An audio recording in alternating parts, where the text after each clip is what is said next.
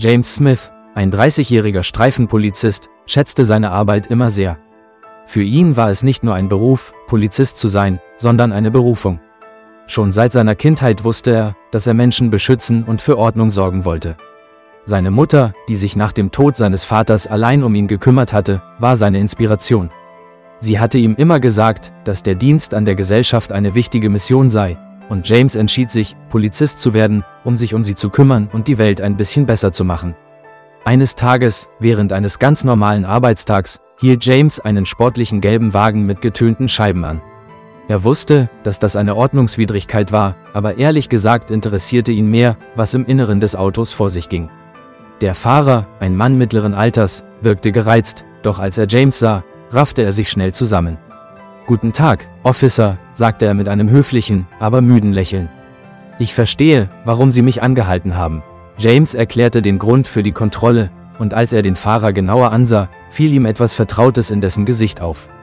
Der Fahrer, der seinen interessierten Blick bemerkte, sagte: »Wissen Sie, ich war vor vielen Jahren selbst Polizist in dieser Stadt.« James zog die Augenbrauen hoch. »Wirklich? Wo haben Sie gedient?« »Ich war in dem Revier, in dem Ihre Mutter lebte«, antwortete der Fahrer, und seine Stimme wurde ernster. »Ich erinnere mich an Sie. Sie war eine starke Frau.« James spürte, wie sein Herz schneller schlug.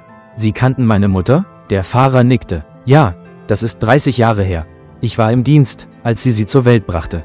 Ich habe ihr in dem Moment geholfen, als sie geboren werden sollten.« James war sprachlos. Er hatte nicht gewusst, dass damals ein Polizist bei diesem wichtigen Ereignis dabei gewesen war.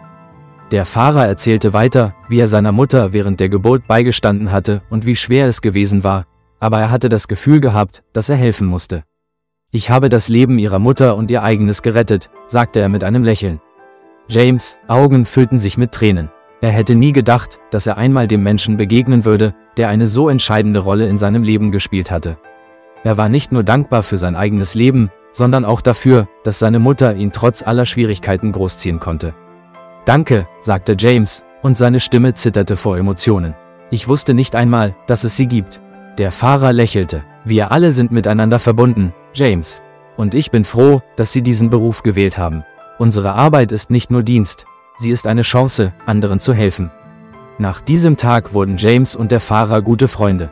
Sie trafen sich regelmäßig, tauschten Geschichten aus und unterstützten einander. Für James war diese Verkehrskontrolle die wichtigste seiner Karriere. Er hatte nicht nur seine Pflicht erfüllt, sondern auch den Mann gefunden, der ihm geholfen hatte, auf die Welt zu kommen. Und das veränderte sein Leben für immer.